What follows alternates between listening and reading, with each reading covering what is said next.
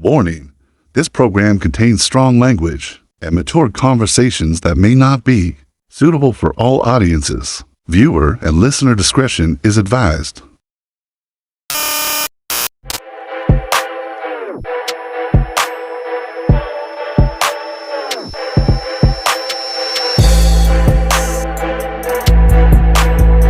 Welcome everybody to Cheesehead Connection Unhinged. I am your host, Chris Wilson.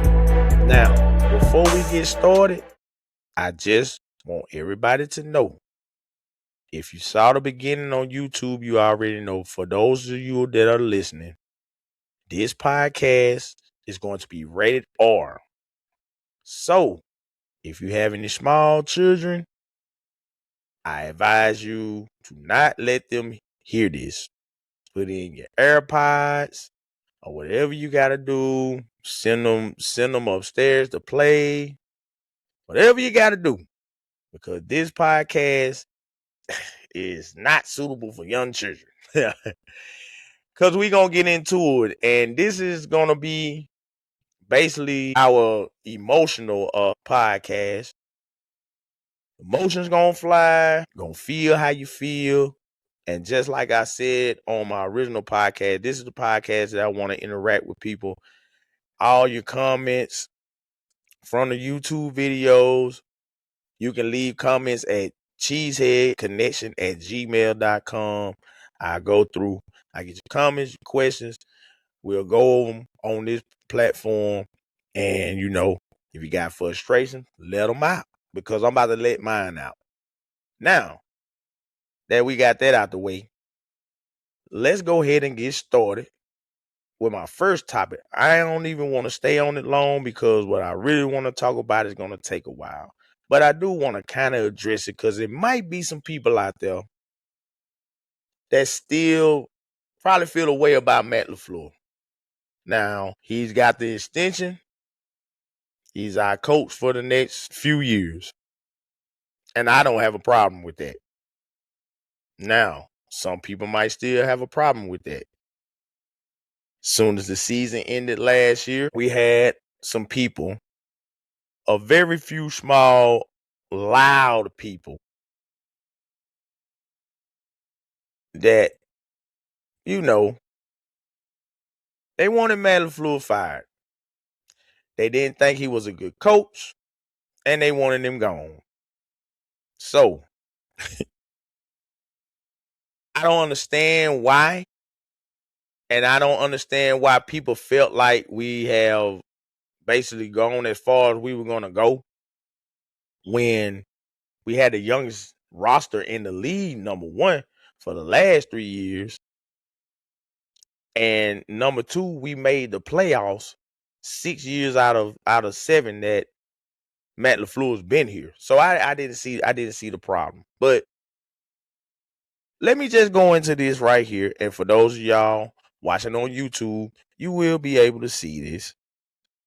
Don't worry, everybody else, I'll walk you through it. So I'm just going to show you this little chart that I made. And give me just a second here. Now, I'm going to show you just a little something that I put together real quick, just stumbled upon. Maybe you'll feel the same way after this. Maybe you won't. But this, youngest NFL teams in the last 10 seasons. Now, I went back 10 years. I wanted to go back 20, but I went back 10. And the reason I went back 10 was because I was trying to see how many teams that were the youngest team in the NFL in those years, how many teams actually made the playoffs. This is what I came up with, people. The last 10 seasons, from 2016 season to 2025 season. You got the Tennessee Titans with a 97 record, average age of 25.3, 56% win percentage. They missed the playoffs. 97, youngest football team in the league, pretty decent record. Cleveland Browns, Average age 25. 0-16. 0-16. Missed the playoffs, of course. Didn't win a game. Cincinnati Bengals, 2018. 24.8 average age. 6-10.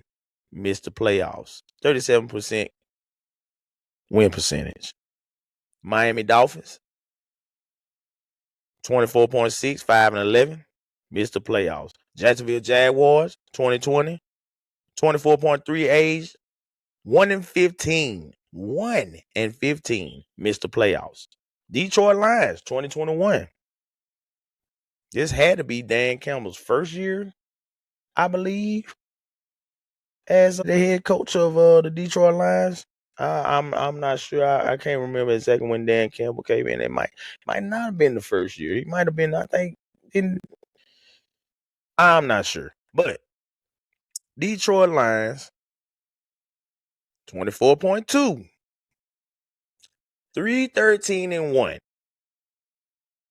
Missed the playoffs. Now, a lot of bad records up here, but the Seattle Seahawks in 2022 was 25.1, youngest team in the league, 9-8, 52.9% win percentage, missed the playoffs. Then we come to 23, 24, and 25. 24.7 average age, 9-8, 23. You know what happened? Beat the Cowboys, lost to the 49ers. 24 was 25, lost in the wild card to the Eagles, 11-6 record. 2025, 25.3, 9-7-1, lost to the Bears, obviously. But each time we made the playoffs. So in the last 10 years, last 10 football seasons, the only team with the youngest roster in the league to make the playoffs has been the Green Bay Packers. So I said that and showed you this, and I'll stop sharing that real quick because we don't need that no more. I said that to say, how does the youngest team in the league 3 years in a row get into the playoffs if they don't have good coaching? I'm going to ask the question one more time for the people in the back that maybe didn't hear me. How can the youngest team in the league go to the playoffs 3 years in a row if they don't have good coaching? You see Cleveland Browns on that list. You see the Detroit Lions on that list. You see the Jacksonville Jaguars. I exclude Detroit. I ain't gonna pick on y'all today. I'm gonna let y'all make it because for the past 3, I'm gonna say 3 years, it's going into about the third year. Third year, y'all been on point. So y'all been kind of consistent. So I'm gonna exclude y'all. But the Cleveland Browns, the Jacksonville Jaguars, to a degree the Tennessee Titans, all them teams that was on this list, what they got in common? What they got in common? They done had some bad times. More bad times than good times. I tell you that. Especially the Cleveland Browns. They still going through it. And they was cool, but they messed around and let Baker walk out the door. That what messed them up. They should have never let Baker Mayfield. But that's a different discussion for a different day. Let me go ahead on to what I am trying to say. Good coaching. It takes a good coach. It takes a damn good coach, in my opinion, to lead a group of young, inexperienced men. Did we come out with a Super Bowl? No. No team with the youngest roster has won a Super Bowl. So I don't know what we talking about. So, I mean, we ain't talking about nothing. So the next step is what? Getting to the playoffs, right? I'm imagining if I go back 20 years, there'll be some more teams with the youngest roster to make the playoffs. I don't know how many. Maybe I dive into that. Maybe not. Probably not. Because I'm really just trying to get this out the way. This is like a cleanse for me before the brand new season, which it will be tomorrow for me. But by the time y'all see this podcast, we'll probably be in the full swing of training camp. Or we'll be just starting training camp. So I'm trying to get all this out the way for training camp. So I probably ain't gonna go back into it, but for the past 10 years, that's a big enough sample size. That's saying something about the coaching. Well, you're probably gonna say, "Oh, bro, it don't matter. We getting to the playoff, but we ain't winning the Super Bowl. We ain't going to the Super Bowl. It's Super Bowl or bust." Do you really expect to go to the Super Bowl with the youngest roster? Now, would it have been amazing if it would have happened? Absolutely. But it didn't. And I had said, and a lot of people had said, when we was the youngest in the league the second year, and definitely the third year, man, we need to get some veterans, man. We need to get a couple veterans, spring a couple veterans over here, spring a couple little veterans over there. But we never did it until this year. That's why I feel like this year is going to be totally different. You got veterans and you got young guys becoming veterans already 3-4 years in. Tucker Craft, 2022 draft, 2023 draft, excuse me. He's going into his fourth season. Love's been here going into year 7 or year 8? Year 7. He's going into year 7. This is his 4th year starting. Michael Parsons has been in the league 5. This is his 5th or 6th season. All these are veteran presence. We know what Tucker is as a leader. We know what Jordan is as a leader. Even though some people might say Jordan ain't vocal enough, you ain't gotta rant and throw and piss and moan and scream and holler and spit all over the place to be no damn leader. And a lot of y'all feel like that about Matt LaFleur. Oh man, he just don't seem like he a leader. He look like he timid and his after game speeches is just cringe worthy and all this. Man, I don't give a fuck about none of that. I don't give a fuck about him going in there and he ain't got to scream, holler, kick shit, throw garbage cans all over the locker room. He ain't got to do all that. If he teach these guys and he do the give it up for yourselves, all that's cool with me. It ain't cringe to me. It's just a guy. It's just his personality. But now if we watched enough Packer games, we know the man can get fired up. He be fired up on the sideline. So ain't no telling what be going on in them locker room when stuff ain't going right. Now we might just see the TV version when the media's in the locker room, the cameras in the locker room for them things, and when halftime when them damn cameras ain't in there, somebody might be getting cussed the fuck out real bad, especially if they ain't doing what the hell they supposed to be doing. So we don't know that part. We just see what we see on TV. I think he be getting in their ass. You can tell if you really decipher it. When he go in for them halftime and we just gotta play better and he look like he red, he probably go in that damn locker room and lay into somebody's ass. But whatever he doing is responsive. Because if it wasn't responsive, wouldn't nothing been said. Wouldn't have nobody came in the defense of Matt LaFleur. They not coming into the offense of Matt LaFleur if they not fooling with him. Like, they just not doing it. So Let me give you an example. And it just popped in my head. But I'm going to give you an example. After that Bears loss, as devastating as it was, when Love was asked the question, after he had went through all the whole spiel about the couple of throws he wish he would have had back, and we didn't finish the job, it was a team effort, blah, blah, blah, blah, blah. They asked him, what do you think about Matt LaFleur? Do you think he'll be back, and do you want him back? Absolutely. I want Matt back as my coach. Matt has done a lot for me in this organization, and we would love to have Matt back. The quarterback, the leader of the team, one of the leaders, but the leader. We know the quarterback is the leader.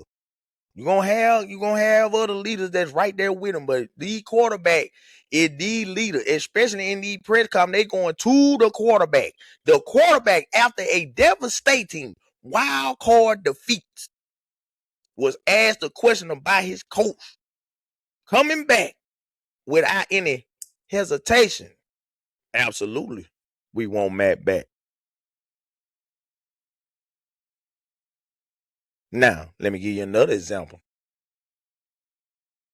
Anybody watch the Sunday night football finale with the Baltimore Ravens and the Pittsburgh Steelers? That was a good game. Real good game. Came down to the end. Lamar did what Lamar do at the end of the game, got him in field goal range, and unfortunately, we know about this, Packer fans. We definitely know about this. Unfortunately, the kicker missed the kick. Devastating loss. They going home. They lose the division to their division rival in the last game of the season. Now their season is over. Devastating. They get Lamar in there.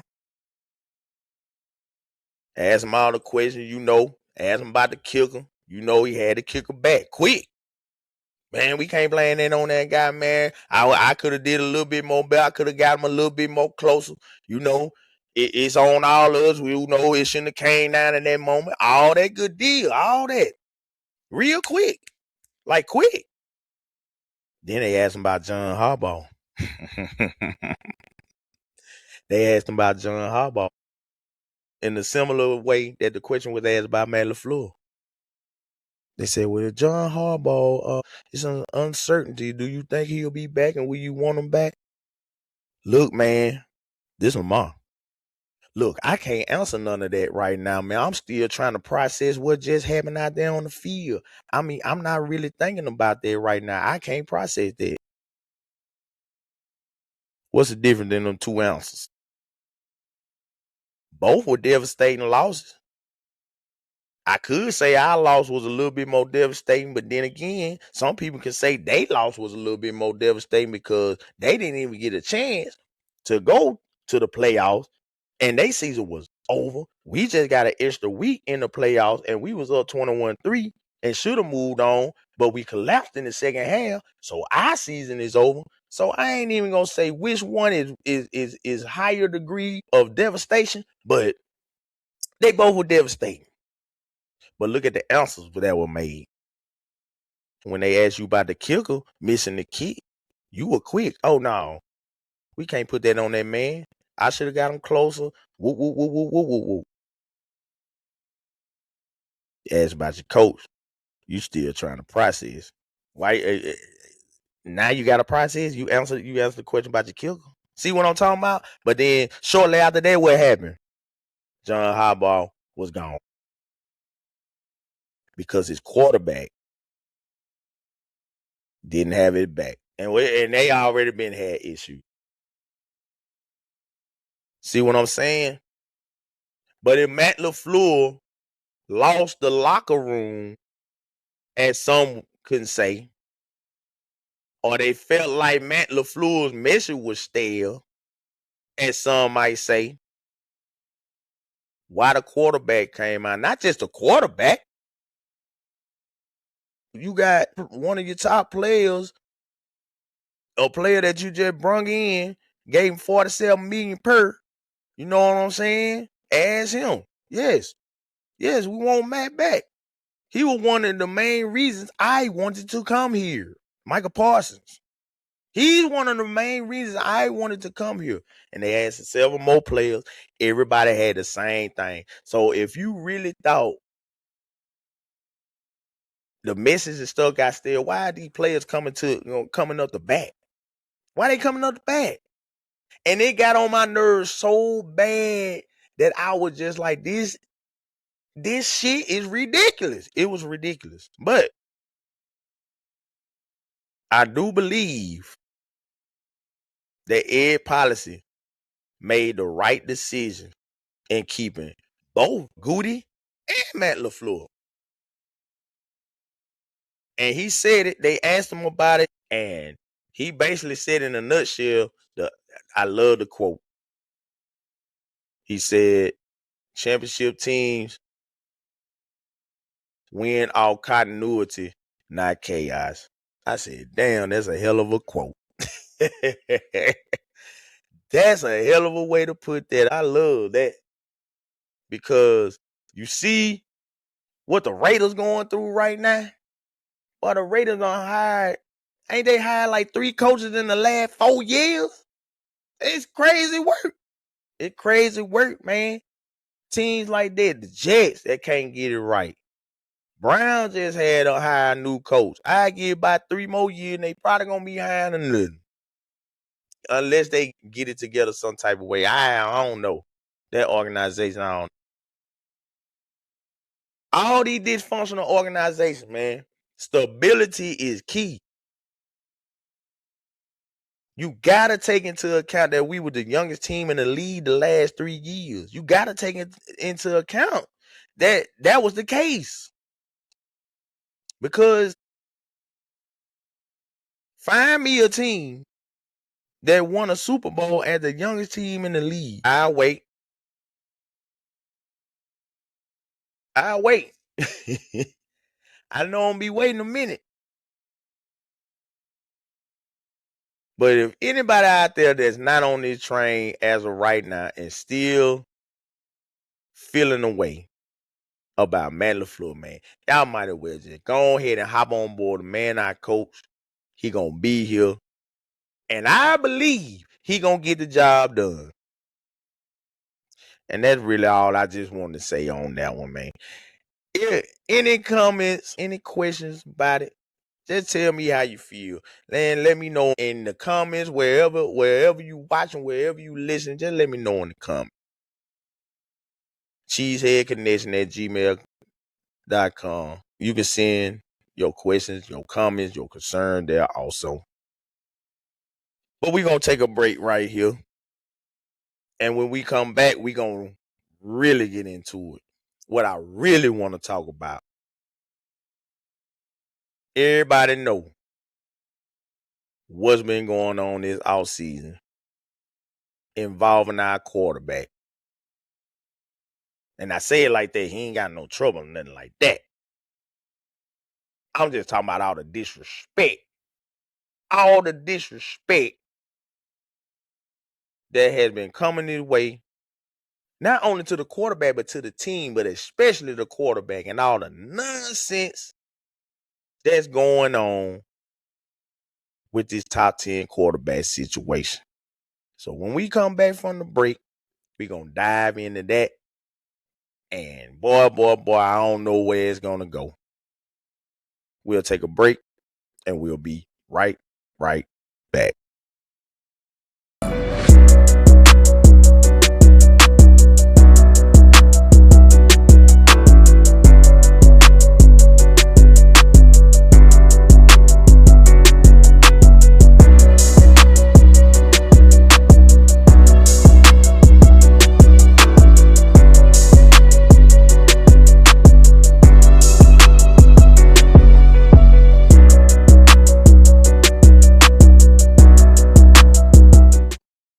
All right, we are back. And now we ain't gonna waste no time getting into what we need to get into, man, because y'all already know the disrespect that has been going on all offseason, man, about our quarterback, Jordan Love. You've seen all the top 100 lists, man. 72 on the top 100 list. I mean, that's supposed to be players voting on players. I'm just going to say it, man. You know, you got some genuine players that genuinely would rank a player by his abilities. But you got a lot of haters, man. And that's just in general. If you know you got haters in life, at your job, people you might run into, they hardly don't even know you and just judge you by how you look. You definitely got to know some haters in the National Football League, especially if somebody feel like they doing a little bit better than them. I ain't saying everybody that they poll, every player that they poll was like that, but you can definitely believe it was some damn hating going on in the whole thing. And then, you know, I just don't feel like Jordan Love was the 72nd best player in the NFL. Not with the numbers he put up. But that's neither here nor there because I'm really not. I think at this point, that top 100 list, man, it's kind of a joke. They had Lamar Jackson at 69. Like, come on, man. Like, what are we doing here? But this is what I want to get into. The top 10 quarterback discussion. This has been a hot discussion.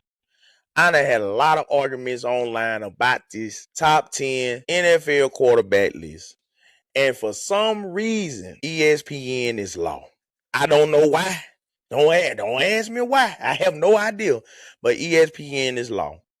So I ain't gonna put this on the screen, but everybody knows the ESPN execs and coaches top 10 list.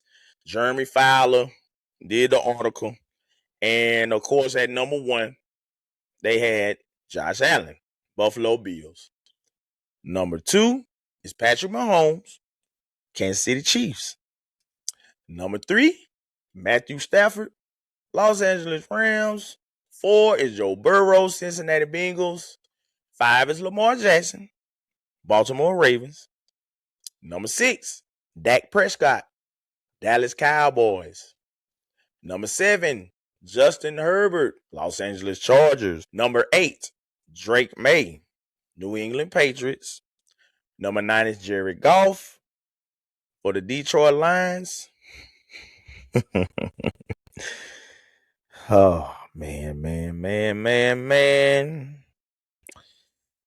Number 10. These stupid motherfuckers. Number 10 is Caleb Williams from the Chicago Bears. ESPN execs and coaches put Caleb Williams at number fucking 10 on the top 10 quarterback list.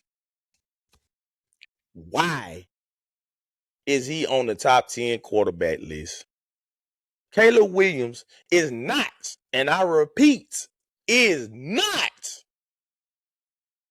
a top 10 quarterback. He ain't nowhere close to being a top 10 quarterback.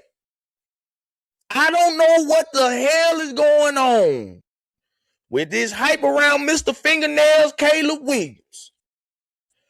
I don't understand all the hype around this bullshitting ass quarterback that can't throw a fucking accurate ball to save his fucking life. But he can run around, he can close his eyes, he can throw the bitch up in the air after the play break down and it fall in somebody's hand. When the fuck did the criteria change for being a top 10 fucking quarterback? Caleb fucking Williams. Mr. Madden cover with the fingernail. Mr. Fingernails. I'm calling him Mr. Fingernail the whole damn season. Mr. Fingernails, Caleb Williams. Top 10 quarterback. Man, you got to be fucking kidding me. Mr. 58.1 completion percentage. Huh? Middle of the pack, the bottom of the pack in all the fucking categories that you can name. Name one. He middle of the bottom of the pack. And all of them. All the metrics. Don't believe me? Let's go see. Now, Caleb Williams is on the top 10. I'm going to get to, I got CBS Sports top 10, and I got Fox Sports top 10. Because me, I want to compare all the top 10s. But I feel like ESPN might have their little suggestions. CBS got something different. Fox Sports got something different. Let's see which top 10s are kind of similar to which top 10s. But I'm going to show you this first. Let me get up in here real quick. And I'm about to show you just a little graphic. It ain't going to be nothing major. You know, just a little something that I put together. A little something. I already know how I do. I try to put some stuff together so I can be accurate in what I'm talking about. But this easy. I ain't even had to do that much with this. Cause this easy. Because this Caleb Williams top 10 shit is some bullshit. And y'all already know it is. I don't know why they hyping him up. I don't know why they gassing him up. But this Caleb Williams top 10 shit is bullshit. And here we go. Let me blow that up so y'all can see that now. Real quick, like Jordan Love versus Caleb Williams. This is just a couple of little van metrics. Just a couple. I hear the Bear fan now. PFF ain't real. They're just a bunch of guys that's on the computer and they just making the stats up. Okay. There's a lot going into just. I don't think they just sitting at the computer watching some shit and making some shit up. But y'all see it. EPA per drop back. Plus 0.24 to plus 0.07. Second in the NFL, the 23rd. What I just say? Middle of the bottom of the pack in most categories. CPOE plus 5.3% for Jordan Love. Fourth in the NFL. Second in the NFL in EPA per dropback. Fourth in the NFL in CPOE. Caleb Williams is a negative 1.6%. 25th in the NFL. The fuck? There's more. Wait, there's more. As you can see, for those you on Spotify, Apple Podcasts, Amazon Music, any podcast platform you are listening to this too. These are the numbers. I'm going to make sure you know it. Let me repeat it one more time for you, just in case you missed it. Just in case you ain't had your volume up all the way. EPA per drop back. Jordan Love is second in it. Was second. It's a new season now. I'm just trying to cleanse before it. Training camp started yesterday. It's a new season. But we gonna clean. We gonna get this off. I'm gonna get this off. And anybody else that feel this way, we getting this off. Okay, I'm rambling. I apologize. Let me stop rambling. EPA per drop back, second in the NFL, plus 0.24 to plus 0.07. 23rd in the NFL. Caleb Williams is 23rd in the NFL in EPA per drop back. CPOE plus 5.3% to a negative 1.6%. That's fourth in the NFL for Love. That's 25th in the NFL for Caleb Williams. EPA plus the COE composite. Plus 0.184. That's number one in the NFL. Negative. Another negative. Negative. Just like this top 10 ranking. Negative. 0.059. 22nd. Damn, man. 22, 23, 24, 25. Where the 10 at? Where the goddamn 10 at? Man, hold on. Let me keep going. Find something in the top 10, ain't it? Keep going. Success rate, 52%. That's fifth in the NFL for Jordan Love. 44.5%. That's 27th. We ain't got out the damn 20s yet. Where the fuck is top 10 at? PFF overall grade. I done said it about 50 times. I'm going to say it again. 88.5. That was fifth in the NFL. Damn, it's a lot of second, third, fourth, and fifth shit up here for Mr. Love. What about Caleb, though? He top 10 quarterback. What was his PFF overall grade? 75.4. Hey, but guess what? We out of the 20s. We out of the 20s now. Guess what it would rank? 19th. You can't make 19th. We might be getting somewhere with Caleb now. We might be getting somewhere with Mr. Fingernails. He was 20, he was 23rd, he was 25th, he was 22nd, he was 27th. Now he 19. We getting there. Let's stay with me now. We getting there. Okay, we might be getting there. PFL passing grade. The PFL passing grade. 88.7, which was 4 for Love. Damn, Love, you ain't got nothing. You ain't got nothing up in here under 10. What the fuck going on? Wait a minute. Caleb gotta be, if Love 4th, Caleb gotta be 3rd, right? Caleb gotta be 3rd, right? 71.1 passing grade, PFL passing grade. We back in the 20s, everybody. That didn't take long. 20th in the NFL. Big time throw rate. 5.9 to 4.4. 5th, 17th. Turnover worthy plays. 2.6. Y'all know the lower number is the better number. Turnover worthy play rate. 2.6%. That was 8th best in the NFL. What about Caleb? Caleb got to be top 5 in this, right? Caleb don't throw interceptions. He don't throw interceptions. He don't turn the ball over. He take care of the ball. Jordan Love is a turnover machine. Jordan Love is the one that is reckless with the ball. He turned the ball over all the time. Caleb Williams. Turnover-worthy play rates. 3.8%. 24th in the NFL. Where the fuck is top 10 at? Oh, but you're using all these advanced metric stats and blah, blah, blah. We're going to talk about the yards. He had 3,900 yards and he had 27 touchdowns and only 7 picks and all that. Ain't passer rating or stat y'all like? Y'all like passer rating, Bears fan? Bears fan, do you like passer rating? Is passer rating an advanced measure too? I think passer rating like a regular old stat these days, ain't it? 108.5. This including playoffs now. 2nd in the NFL. 93.8. 16 in the NFL. That's the highest fucking metric on this thing, was 16 in the NFL for Caleb fucking Williams. And I didn't put it on here, but everybody knows by now because it's all over the place. Because Bears fans all of a sudden don't give a fuck about completion percentage. 58.1 completion percentage. That's a regular stat. That ain't no advanced metric.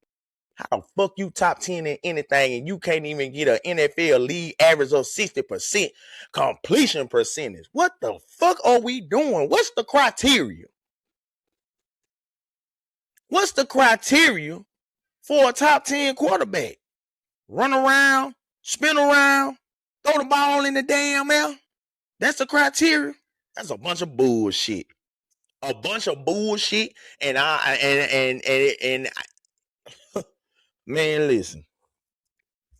It just pissed me off how they got this guy on a pedestal. Let me stop. Let me get this bullshit off screen. Let me get that off screen. Let me come back to me. Let me come back to me, man. Cause I don't understand why this man, Mr. Fingernails, Caleb Williams, is getting hyped up like this, and my quarterback is getting thrown under the bus. I got some more for you though. It ain't just Caleb Williams. It's just, before I go to my other graphic, let me pull up this one. Because man, listen. This shit crazy, boy. It crazy out here. Let me see. Let me see what I got here. Okay. We did ESPN's top 10, right?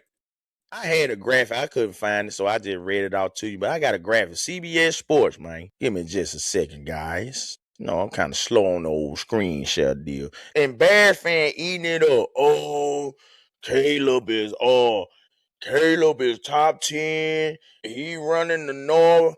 Everybody fears Caleb. Don't nobody fear that motherfucker. Don't nobody fear his ass.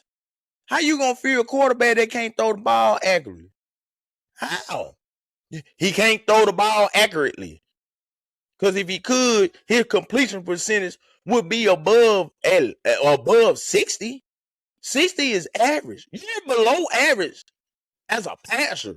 You can't complete the ball because you're not throwing it. Hence the damn bullshit interception that he threw in the divisional round against the Rams that these stupid ass Bears fans try to blame on DJ Moore, talking about he wasn't running fast enough. God damn it, Road Runner couldn't have got to that motherfucking ball as far away as his ass threw it to him. What the hell you mean, DJ Moore? I'm sorry to rumble, but these Bears fans are some of these Bears fans are stupid as hell.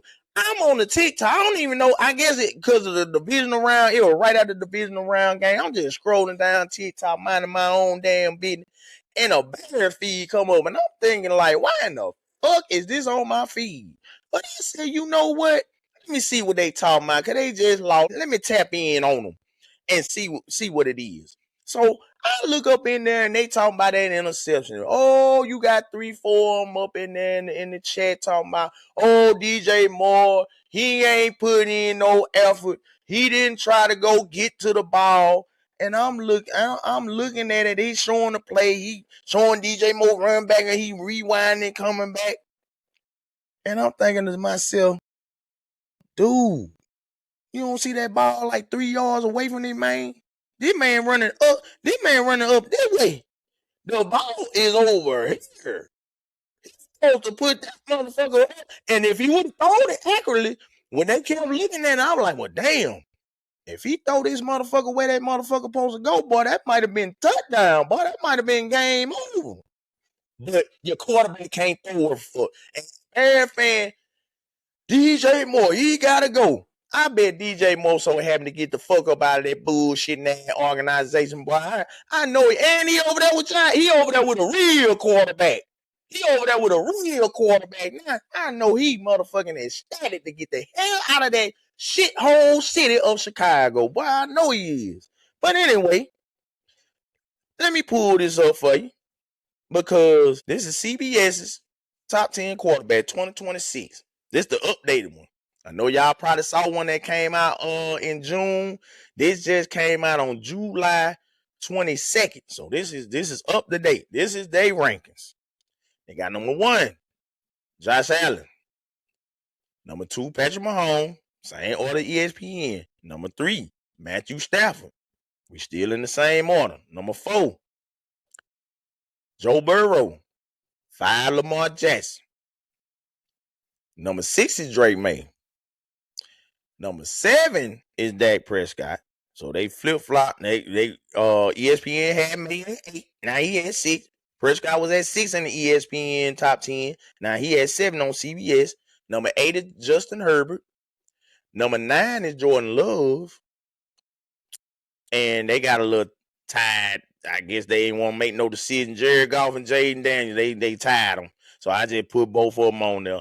But, I mean, right now, to be honest with you, I put Goff over Daniels just right now. But I see why they got the tie, though.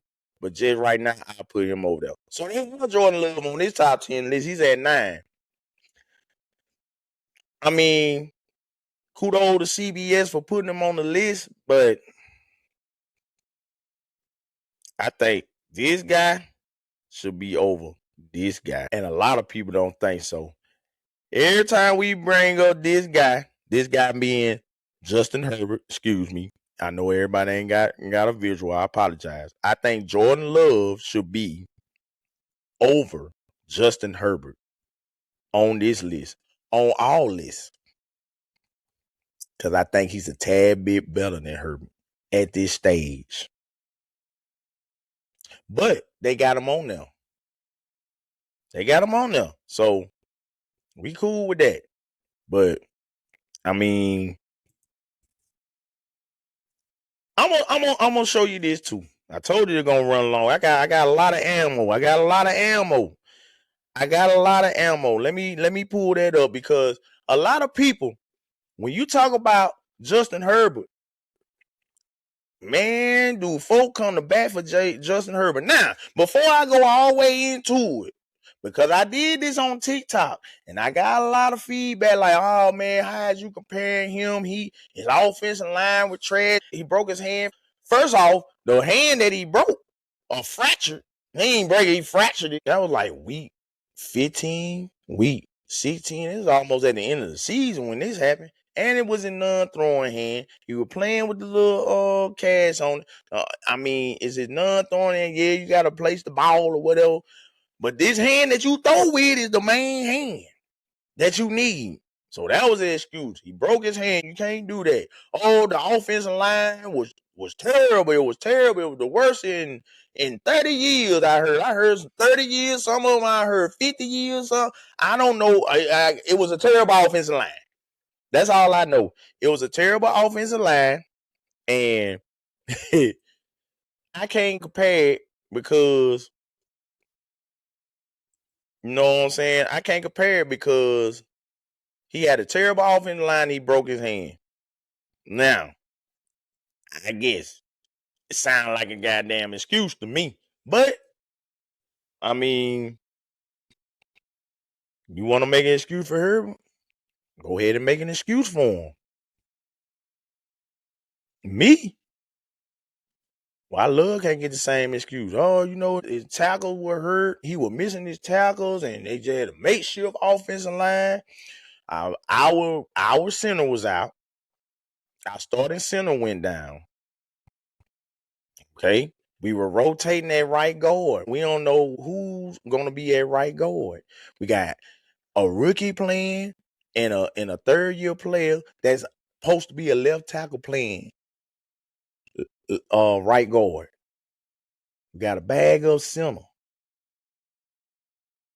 You know what I'm talking about? Our best offensive lineman was pretty much hurt majority of the year. What we talking about him? But Love still top 5 in all these advanced metrics. Is Herbert? Let's find out. We're going to find out if Herbert was top in all these metrics.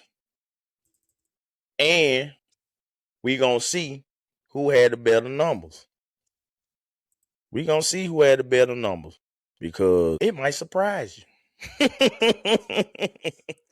It might surprise you how close or how better these numbers is. So we gon' get into it. Give me just a second here. All right. Now, about to share this screen with you guys one more time. Yeah, I can't load it today, man. Because I don't understand how Jordan Love don't get a pass for things. Justin Herbert, like I said, I like Herbert, and I do believe Justin Herbert is a top 10 quarterback. I am not saying that Herbert is not top 10. He is top 10. But is he better than Love? Is he better than Love? These are regular degulars right here. 88.5. 83.2. That was 9th. That's top 10. I don't want to say it ain't terrible now. We ain't Love. Not Love. I'm sorry. Herbert ain't got terrible numbers. But let's check it out now. Overall PFL grade 8.5, 83.2, 88.7, 78.5 for Herbert. The passing yards were 3,381 to 3,727. Herbert played 16 games. Love played 15 games. So, math off the top of my head, 727, 381. That's about a smooth, about 346, something like that. 346, 346, 336, something like that. Something that nature. Love could have played another game and got 300 something yards. He had 323 in the playoff game, so I don't think 336 was out of the realm of possibility for him to get in one single game. So this is pretty much, we can call that a wash. It's pretty much even. You want to get a nod of Herbert, we'll get a nod of Herbert. Because Love got these two. Let's get a slight nod to Herbert. Completion percentage is pretty much dead ass even. That's a wash. 66.3 to 66.4. That's a wash. Passer rating, 101.2. Regular season passer rating at night. 94.1 for Herbert. That was 20th. Pass TD was 23 and 6 for Love. 26 touchdowns, 3 more touchdowns. Yes. 13 interceptions. 13. I ain't heard nobody call Justin Herbert no turnover machine. I ain't heard nobody. I ain't heard nobody call Herbert a turnover machine. I ain't heard nobody say that he can't take care of the football. I ain't heard none of this. All I heard was excuses. His offensive line was hurt. His hand was broke. He had to run for his life. He was under the rest. We got to give him a pass. Why? He lost his best offensive lineman. Sorry. That my quarterback was top 5 in all these measures. 15 in completion percentage. We going to work on that completion percentage. That completion percentage, we ain't even got to worry about that completion percentage because that's going to go up this year. That's going to go up with volume. I already know. That's going to go up with volume. What's up with these 13 picks? What's up with these 13 picks and 26 interceptions, man? What's up with that, man? I don't know, but I'm just trying to see now. I'm just trying to see. And here comes the other stuff. Wait, there's more. There's more here. And I ain't trying to pick on Herbert. Like I said, I like Herbert. But at this point, Herbert getting a one too many excuses around him. One too many excuses, man. Let me share this thing real quick. Here come them advanced measures. Now, these advanced measures, ooh, it ain't even close. The only thing that close right here is the PFL grade versus zone coverage. And that really ain't close. That's 6 months. EPA per play, y'all know what it is. We done said that about 3 times. 0.16. We'll call that kind of close. But the edge goes to Love. CPOE 3.3% to 1.7. The edge goes to Love. PFL versus man 94.2 to 85.1. The edge goes to Love. PFL's grade zone coverage 86.4 to 80.3 high. What I just pointed out to you. Edge to Love. Grade versus the blitz. That was number 1, 91.8 to 81.6. Oh, the offensive line. The offensive line. I hear you out there. The offensive line. He lost his best offensive lineman. So did we. Number 1 against the blitz. Big time throws 27 to 22. That's kind of close. Turnover where it played, cool. Turnover, I forgot about that. Turnover where it played, 15 for Herbert, 14 for Love. So that's close. All that's close. The edge goes to Love. For what I know, he, being Jordan Love, is the better quarterback at this moment. But they both top 10. That's my whole point. They both top 10. That's what I'm trying to get to. They both top 10. They are both top 10, and that's what I'm trying to really get across to whoever don't feel like they top 10. So what we talking about? Herbert at 8 of the CBS poll, 7 in the ESPN poll. Love not even on the list, according to ESPN, but they trash ass. 9th on the CBS Sports poll. He on there, but I don't think he supposed to be 9. That's just my opinion. But you can't just leave him all the way off. But here go one that's gonna shock you though. Let me pull this one up. This might shock you because you already know. Let me try to be as respectable as I can when I talk about this dude. Colin Cowherd. At this point, I think Colin just be trying to piss people off. Because half the time Colin be saying some off the wall shit that don't make no sense. I ain't putting his fucking list up. His list is terrible. He got Caleb Williams at number 3. He ain't got Lamar Jackson nowhere on there. Hey, fuck that. But I said that to say this. He said Caleb Williams is number 3. I don't know if he done updated that or not because I really don't fool with man, honestly, I ain't been watching these guys. I might catch a glimpse of something on the TV every now and then. I turn on. I might scroll through. Ain't nothing on. I might put something on every blue moon. I see most of this shit on social media, but I just don't understand why, for the life of me, Colin Cowherd say some of the shit that he say. Well, I kind of do because stupid ass shit is gonna get clicks, it's gonna get views, and it's gonna get some shit stirred up. So I'm pretty sure I believe that's the main reason why. At this point, it's gotta be. It's gotta be. So here we go. Hook y'all up one more time.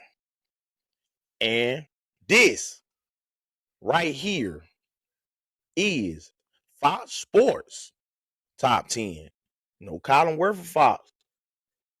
He got Caleb Williams at number 3. He must have been smoking some dope that day before he came to work. When he said that. But this is Fox Sports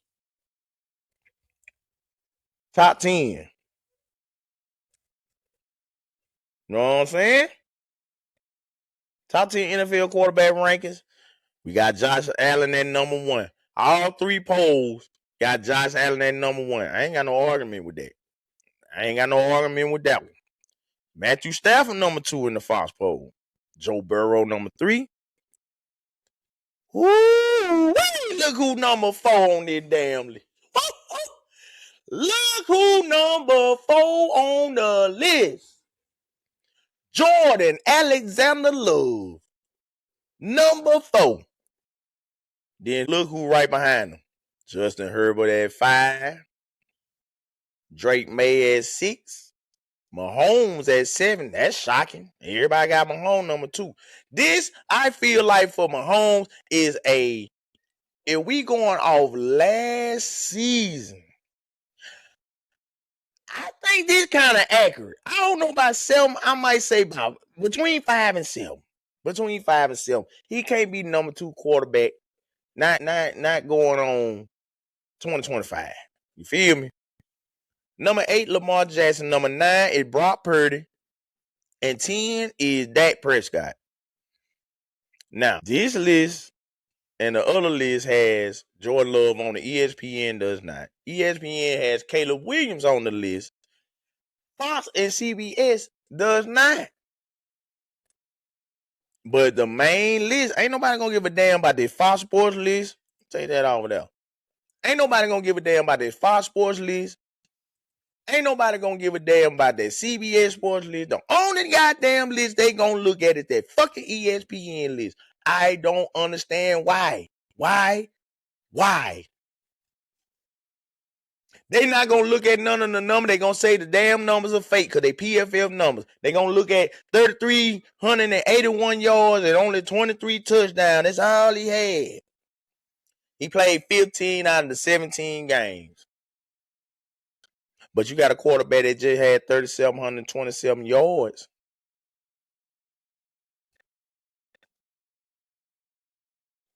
Y'all ain't saying nothing about that. He played in 16 games. He had 13 interceptions. How y'all feel about Dak Prescott, though? Dak Prescott on all three of the lists. Me, honestly, putting all my bias and all my hatred of the Cowboys to the side, and the way these Bear fan been going, man, I don't even hate the Cowboys like I used to, man. I still don't like their ass now. Don't get it twisted. But it's like public image #1, man, Cowboy. I ain't on y'all this year, man. Y'all ain't even the most delusional fan base no more. Y'all done got overtook by that. It's these stupid, delusional, sorry Bear fans. That's who the damn most delusional franchise is. But anyway, let me moving along. Moving along. And I'm about to show you, I'm about to give you a stat. And this is like it's the same disclaimer with Justin Herbert is with this one. So Cowboy fans, don't get on me too bad now. I know y'all can get crazy and y'all can get stupid too. Y'all can be stupid as hell too. But I just wanna show this as a comparison. Cause if you ask majority of the people, including me, I'm gonna put me in the category. If you ask majority of the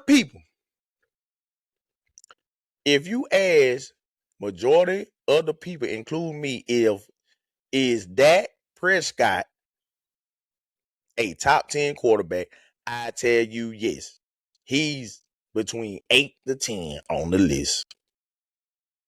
He between 8 and 10 on the list. Dak Prescott. A lot of people might, well, I ain't gonna say a lot. Some will say he's not top 10. Now, but prior to last year, I was saying he was about 11 to 15 range. He wasn't top 10. But I think he did enough last year, even though they had a bad record. I'm just talking about stat-wise. He kind of jumped up in the top 10. He kind of was like top 10 by default. I don't know if he gonna be able to stay in that top 10 range, because you got some youngsters that come. You got Bo Nix coming for it. You know what I'm saying? You got Jaden Daniels that's right there in the conversation. You got some young cats that's coming for that thing. You know what I'm saying? So you're gonna have to keep it going. You know what I'm saying? But let me just show you this here. And everybody else, let me talk you through it. This is what I came up with.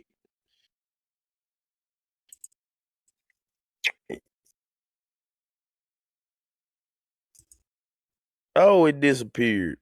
Okay, never mind. Look, I just talked all y'all through it. Jordan Love, Dak Prescott, we got 88.7, as y'all know. 85.8 for Prescott. Love was second. Prescott was fourth. Got the what we did. Total QBR, 77.1. This including the playoffs, 72.3. Love was third. Prescott was sixth. Passer rating, 101.2, 101.3. Even Stevens. Big time throw rate, 5.9. Dak Prescott, 4.7. Yep, 4.7. I don't know why this thing won't show up on my screen, but it's all good. Turnover worthy plays, 2.8 to 2.8 to 2.9. Same thing. Adjusted completion percentage was 76.8 for Love, 75.9 for Dak. Second for Love, fourth for Dak. They neck and neck. So if you really wanted to have an argument about what quarterback is better, while we sitting up here talking about Mr. Fingernail Cyrus, we can have a debate. Even the Justin Herbert debate is valid. The Justin Herbert debate is valid. Dak Prescott to be valid. If you want to have a argument with Drake May, you want to have an argument with anybody else on that list, let's have an argument. But Caleb Williams, fuck no. But I'm glad it happened. Now, why do I say I'm glad it happened? I'm glad that don't nobody think Jordan Love is worthy of a top 10 spot. I'm glad they put Caleb Williams at 51 on the damn top 100 list and Jordan Love at 72. Caleb Williams at 51 is absurd. Fuck absurd. That shit is some straight up bullshit. Bullshit at its finest. But I'm glad they did it. You want to know why? You want to know why? Because who the pressure on this year? Is it on Love or is it on Mr. Fingernails? Jordan Love, everybody think he inconsistent. Everybody think he turns the ball over too much. He can't get it done in big games. None of this. But they just feel like Caleb Williams is the second coming to Jesus Christ. Patrick Mahomes Jr. He can do it all. He can run around, close his eyes, throw the ball behind his back, 50 yards down the field to a receiver after the play breakdown. He agile. He can get out the pocket. He can run. He's such a mobile quarterback. He a top 10 talent, transcending talent. I'm glad that they putting him man on the pedestal. You want to know why? Because when his ass fuck around and play like shit this year, I can sit back and laugh my motherfucking ass off. Because that's what I'm going to do. When he sit up there and have another year of a 58% completion percentage, when he sit up here and have another year not throwing for 4,000 yards, congratulations, Bear fan. Your damn team is 100 and something fucking years old, and you ain't never had a 4,000 yard pass. Don't get me started on that, man. I done went over my time. It's all good, though, because we getting all the way up into it. Win his ass. Oh, double-digit interception this year. When his ass continues not to fucking throw accurate throws, miss open receivers, miscommunication with receivers, and then Pimp Squeak gonna be pissed off, and then Pimp Squeak gonna get to talking shit about him. If you don't know who Pimp Squeak is, I'm talking about Ben Johnson. Little Pimp Squeak coach from Chicago. That's his new Knicks name. Ben Johnson, the Pimp Squeak coach from Chicago. He ain't gonna be taking his damn shirt off. He ain't gonna be doing none of that shit. He gonna be getting up there throwing his fucking quarterback under the bus. Cause you know he an asshole and he ain't gonna discriminate. Cause he started to do it the third part of last season, but they turned the shit around. Ben Johnson is a asshole. The Pimp Squeak coach is an ass. But when that happened, I'm gonna sit back with a big old smile on my motherfucking face. And I'm just gonna laugh and laugh and laugh and laugh. I'm gonna drink me a beer with it. Hell, I might have a whole barbecue about. Hey man, I'm throwing a barbecue. What you throwing a barbecue about? Caleb Williams sorry as hell. Y'all wanna come? Y'all ain't gotta bring nothing. I got all of it. I got the ribs, I got the pork chops, I got the chicken, and I got the sides. I got the baked beans and the potato salad. And whatever else on side. You tell me a side, I get it. Because we gonna celebrate this. Because ESPN gonna be fucking wrong. The NFL top 100 players, whatever player they ass gonna be fucking wrong. And everybody all the Bears fans that think this motherfucker is a top 10 quarterback that done got fooled by the goddamn mainstream media gonna be wrong. And I'm gonna be happy as hell about it. But guess what? I might be wrong too. Cause I know you're saying it. What make you think you gonna be right? I don't know. I don't know. I'm a fan just like you. I guess y'all say eye test. I'm looking at my eye test. I'm looking at somebody that's missing throws, easy throws, with no pressure.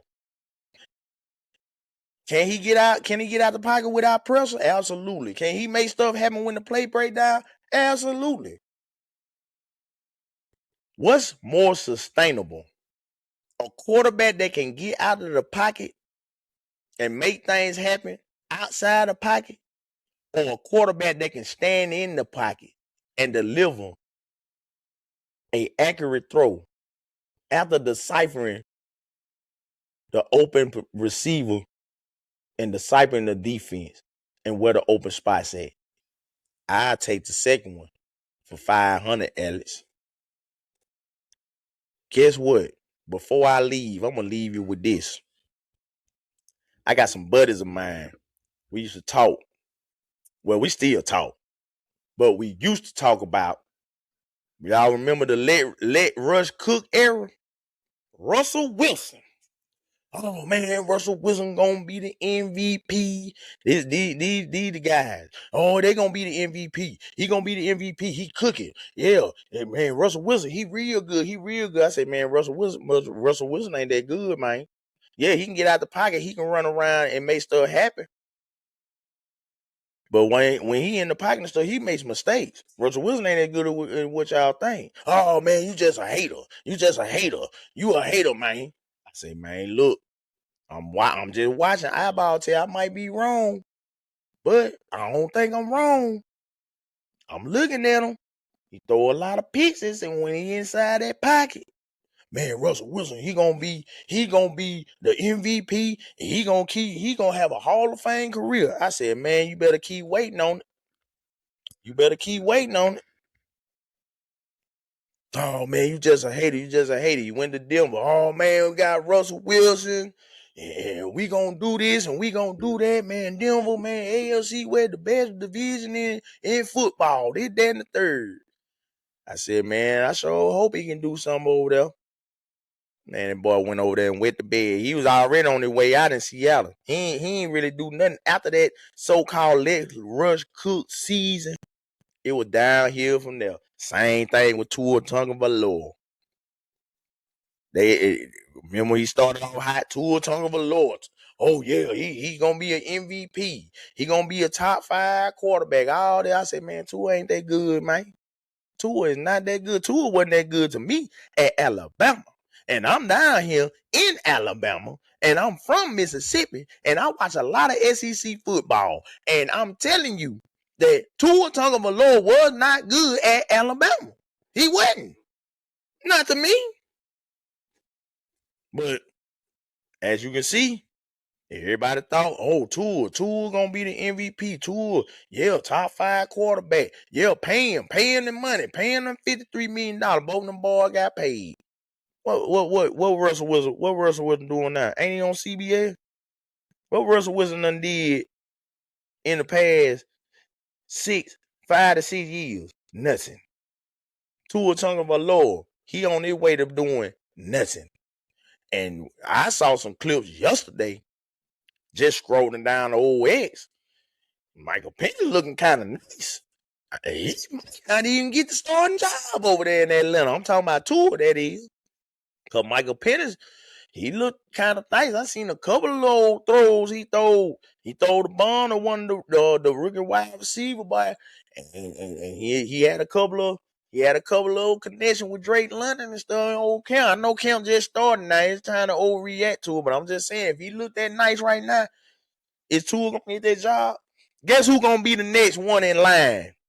They get the hype. You remember the hype behind Russell Wilson and all that let Rush Cook?